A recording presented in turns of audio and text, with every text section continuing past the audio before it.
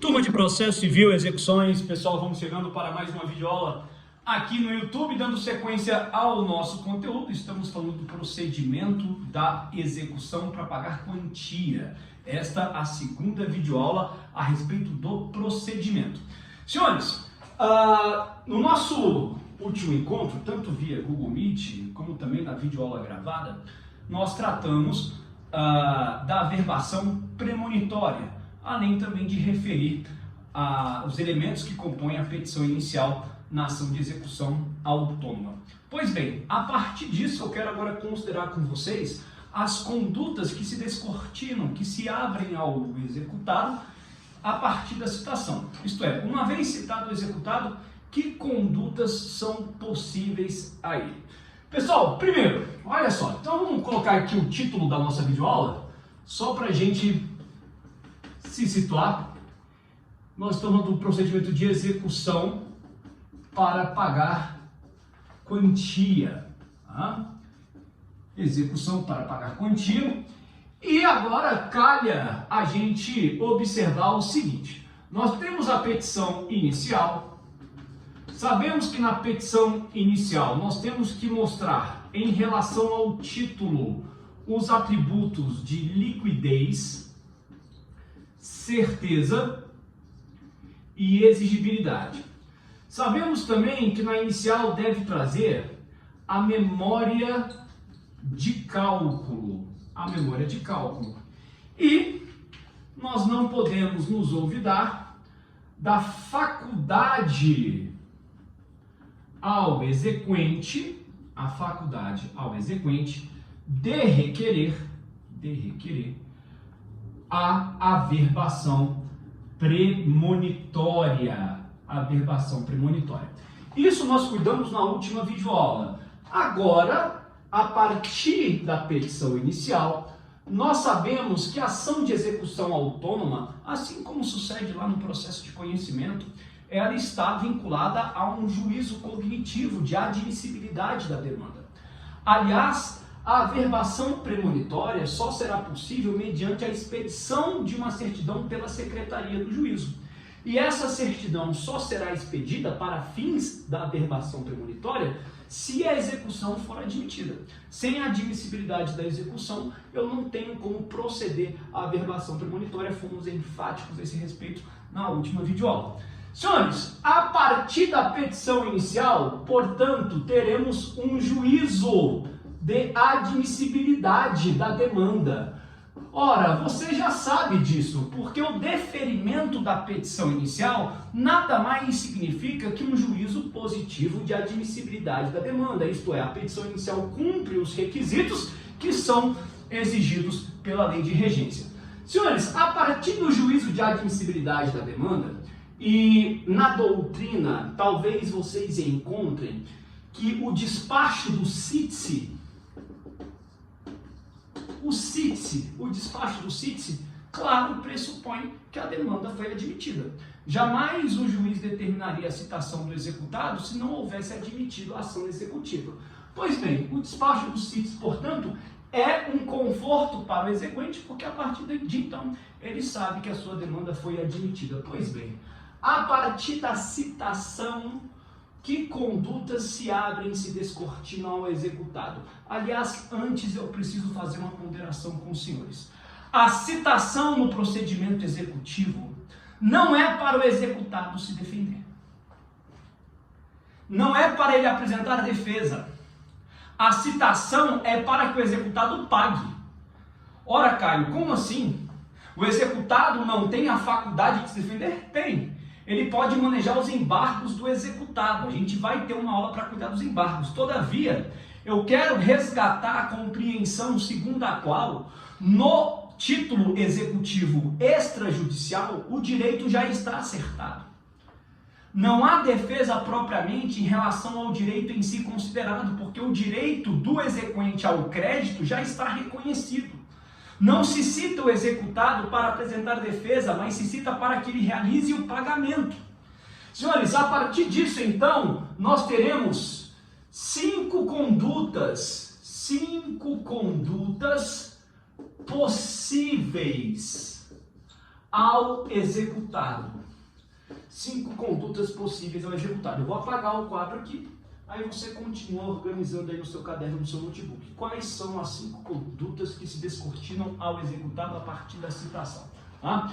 Senhores, é o seguinte. Ah, professor, então quer dizer que o executado é citado não para se defender? É, exatamente, ele tem que pagar. Qual que é o prazo de pagamento? 3 dias. Só 3 dias? Claro, ele já está embora há muito tempo. Aliás, o procedimento executivo, ele quer resolver uma crise de inadimplemento. Alguém está inadimplente, então se executa compelindo, constrangendo o executado a promover o pagamento da dívida. Quais são as 5 condutas, portanto, né? Aqui, dando continuidade ao que colocamos, 5 condutas possíveis ao executado. Senhores, primeiro, o executado pode promover o pagamento, aqui ó, pagamento no prazo de 3 dias. Se ele promover o pagamento no prazo de 3 dias, os honorários fixados pelo juiz são reduzidos à metade, isto é, honorários à razão de 5%, porque ele pagou dentro do prazo. Então ele é agraciado pela ordem jurídica, a ordem jurídica foi benevolente, reduziu os honorários à metade, um incentivo ao executado para adimplir a sua dívida. Letra B. O pagamento ocorre fora do prazo de 3 dias. Fora do prazo de 3 dias. Senhores, se o pagamento ocorre fora do prazo de 3 dias, os honorários se mantêm em 10%. Aqui nessas duas hipóteses, senhores, é o pagamento total, tá? O pagamento total. Por que eu estou fazendo esse adendo? Porque a partir de agora, aqui na letra C, eu vou colocar o pagamento parcial. E aí não importa se o pagamento é parcial dentro ou fora do prazo. Não importa. O pagamento foi parcial dentro ou fora do prazo de 3 dias, então o juiz vai fixar os honorários sobre o saldo remanescente. Então aqui, pagamento no prazo de 3 dias, fora do prazo de 3 dias, e aí o que vai acontecer? O juiz fixa honorários sobre o saldo remanescente. Por que saldo remanescente? Porque o pagamento foi parcial, ok? Letra D. Agora o executado não faz nada. Ele fica inerte. Não faz nada. Foi citado para pagar, deu os ombros para a execução. E aí, os honorários podem ser majorados, eu disse podem ser majorados em até 20%. Quinta conduta, são 5 condutas possíveis. Agora o executado, ele apresenta embargos do executado. E agora? Bom, agora os embargos eles podem ter 2 destinos. Primeiro, eles podem ser julgados procedentes ou julgados improcedentes. Se forem julgados procedentes, então, claro, os honorários são desconstituídos. Honorários desconstituídos. Ora, o executado foi exitoso na sua defesa. Agora, se os embargos são julgados improcedentes, pode haver majoração até 20%. Professor, os honorários são desconstituídos em favor do exequente. Claro, aqui opera-se a inversão dos honorários, em face do êxito do executado no manejo dos seus embargos. Beleza? Ok? Maravilha! Eu quero que tenhamos absoluto domínio a respeito das condutas que se descortinam ao executado depois de citado no procedimento executivo. Beleza? Maravilha! Senhores, se nós estivéssemos dentro da sala de aula do seu, teria aquele quadro grande, né? Mas é o que temos. Ok, vamos lá. Pessoal, apagar aqui, quero avançar mais um pouco com a matéria, porque temos que explorar o seguinte.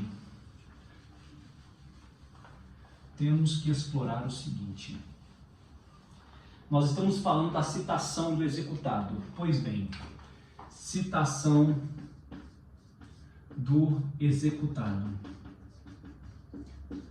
Que formas? Quais são as formas de citação? Todas. Todas as formas são admitidas. Pode citar por correios? Pode. Pode citar por edital? Pode. Todas as formas de citação são admitidas. Porém, preponderantemente, a citação ocorrerá por oficial de justiça. Tá? Preponderantemente. Por quê? Porque o procedimento executivo, ele avança, ele é vocacionado para os atos constritivos e expropriatórios. E esses encargos são assumidos pelo oficial de justiça. Senhores, olha só, o oficial de justiça vai citar o executado. Encontrou o executado, entrega o mandado para ele, 3 dias para pagamento. E aí eu tenho aquelas condutas, 5 condutas possíveis que acabamos de mencionar. Eu quero agora trabalhar com a hipótese do oficial de justiça não conseguir encontrar o executado. Tudo bem? Olha só, vou apagar. Coloque aí. Se o oficial de justiça não encontrar o executado, e aí o que acontece? Senhores, olha só. Estou acabando, calma. Professor, você fala muito rápido. Olha, você tem um vídeo, você vai, pausa, para, volta, né? Convenhamos. Olha só, vejam. Oficial de justiça não encontra o executado. E aí o que acontece? Bom, se o oficial de justiça não encontrar o executado, ele arresta os bens. Senhores, tome nota. O arresto só é possível caso a citação tenha sido tentada por oficial de justiça. Se a citação não foi empenhada por oficial de justiça, não tem arresto. Só tem arresto caso a tentativa de citação se dê por oficial de justiça. Muito bem, o oficial de justiça arresta os bens. Professor, para que o oficial de justiça arreste os bens, é necessária nova ordem judicial nesse sentido? Não. Porque a ordem de arresto já está no mandado. O oficial de justiça vai citar o executado. Caso não encontre o executado, o oficial de justiça já está autorizado a promover o arresto dos bens, independentemente de nova ordem judicial. Ok, arrestados os bens, aí o oficial de justiça ainda vai tentar localizar o executado. Quantos bens são arrestados? Bom, são arrestados tantos bens quanto forem suficientes para pagar o crédito sobre execução. Então, arrestou os bens, o que o oficial de justiça vai fazer a partir do arresto? Olha aqui. Nos 10 dias seguintes, por 2 vezes em dias distintos, o oficial de justiça vai tentar localizar o executado. Arrestou os bens, contam-se 10 dias. Nos 10 dias seguintes, em 2 dias distintos, né? 2 vezes o oficial de justiça vai tentar localizar o executado. Não achou o executado. Não achou o executado. Não localizou o executado. E agora? Citação por hora certa. Então, citação por hora certa. O oficial de justiça vai lá, intima quem estiver ali presente, o vizinho, né, alguém da família, e fala: ó, eu vou voltar aqui, tal dia, tal hora. Não encontra de novo. Não achou de novo. Não achou o executado. Bom, e agora? Agora, citação por edital. Só que a citação por edital, a gente sabe, ela vai acontecer de forma ficta. Vai acontecer de forma ficta. E aí? Bom, e aí, pessoal, é o seguinte, tem um interfone tocando lá, alguém aqui em casa vai atender. Senhores, a citação ficta tendo se aperfeiçoado, aí conta o prazo de 3 dias. A citação ficta tendo se aperfeiçoado a partir do edital, conta-se então o prazo de 3 dias. Para o quê? Para o pagamento. Para o pagamento. Não pagou? Não pagou? Então o arresto se transforma em penhora. Beleza? Senhores, este procedimento que se inaugura com a tentativa de citação por oficial de justiça, né? A citação não foi frutífera, o oficial de justiça não encontrou o executado, então ele arresta os bens. Uma vez arrestados os bens, contam-se 10 dias. Os 10 dias seguintes, o oficial de justiça volta por 2 vezes em dias distintos, tentando localizar o executado. Não conseguiu, não achou, então citação por hora certa. Citação por hora certa também infrutífera, citação por edital. Se aperfeiçoa a citação ficta, conta-se o prazo de 3 dias para pagamento. Não pagou, então o arresto se transforma em penhora. Se a forma de citação houvesse sido outra, não por oficial de justiça, por correios, por carta, aí, pessoal, não tem arresto, tem penhora diretamente. Só que quando ocorrem as outras modalidades de citação, o juiz pode, de ofício, determinar a penhora. Nas outras modalidades de citação, o juiz pode, de ofício, determinar a penhora, sem prejuízo do exequente requerer a penhora. Ok? Sem prejuízo do exequente requerer a penhora. Tá? Essa dinâmica aqui do arresto, apenas quando a citação for tentada por oficial de justiça. Nas outras modalidades de citação, é a penhora direto.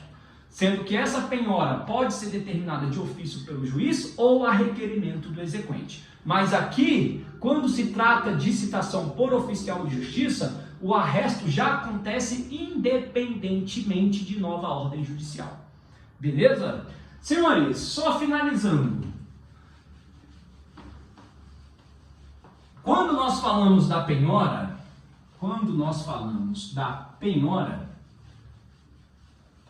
é o seguinte. A penhora, ela pode se dar por bens indicados pelo exequente, ou pode se dar por bens, né? Vou colocar aqui, bens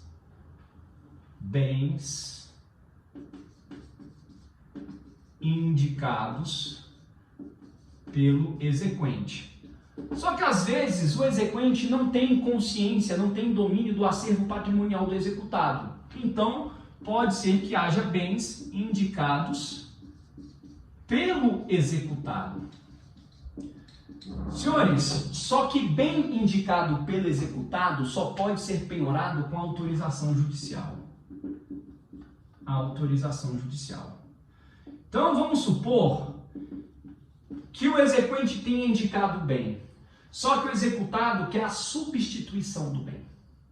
A substituição do bem indicado pelo exequente por um bem indicado pelo executado, apenas se provar a menor onerosidade para o executado e a ausência de prejuízo para o exequente. A ausência de prejuízo para o exequente, ou seja, o outro bem suporta a execução de igual maneira, não haverá nenhum prejuízo para o exequente, o bem também é de fácil liquidez. Ok, e consegue-se provar a menor onerosidade para o executado? Pode haver a substituição da penhora indicada pelo exequente por um bem indicado pelo executado. E sempre que se requerer a substituição, tem que ter autorização judicial. Ok? Beleza? Senhores, e eu vou elaborar um material e vou compartilhar com vocês, tá? Um material sobre o que acontece depois da penhora em termos de atos expropriatórios. Por quê? A penhora é um ato constritivo. A penhora não promove desapossamento. A penhora, ela diminui o poder de disposição do dono sobre a coisa. O carro aí pode estar penhorado, o seu carro na garagem, mas você não consegue aliená-lo. O seu poder de disposição sobre a coisa está constrito, ele está prejudicado. Então a penhora é só uma medida constritiva, ela não promove desapossamento. A penhora de dinheiro em conta corrente não significa dizer que o dinheiro saiu da sua conta, você apenas não consegue utilizar aquele recurso. Ou seja, o seu poder de disposição sobre aqueles valores está prejudicado. Você não consegue sacar, você não consegue fazer uma transferência, você não consegue pagar um boleto. Tá? Agora, depois da penhora, o que acontece? Aí eu vou ter os atos expropriatórios. Quais são os atos expropriatórios? Adjudicação, alienação por iniciativa particular e alienação pública, que é o leilão ou a asta pública. Então, depois que penhora, eu passo aos atos expropriatórios. Aqui sim, os atos expropriatórios promovem desapossamento. Penhora não promove desapossamento. Quais são os atos expropriatórios? A adjudicação. O que é a adjudicação? É o exequente se interessar pelo bem penhorado e tomar o bem para si como forma de pagamento. A alienação por iniciativa particular e a alienação pública, aí o que você está fazendo? Você está vendendo o bem, transformando aquele bem em dinheiro, para que a venda daquele bem, o dinheiro oriundo da venda, possa satisfazer a pretensão executiva pelo exequente. Beleza, pessoal? Ok? Maravilha! Então nós iremos elaborar um material a partir disso daqui. Vai ajudar, um material de leitura e também já vou preparar uma lista de exercícios com o conteúdo que nós vimos até aqui. E a gente vai avançando com segurança para o restante do procedimento e as outras modalidades executivas na ação de execução autônoma. Beleza? Pessoal, obrigado, até a próxima!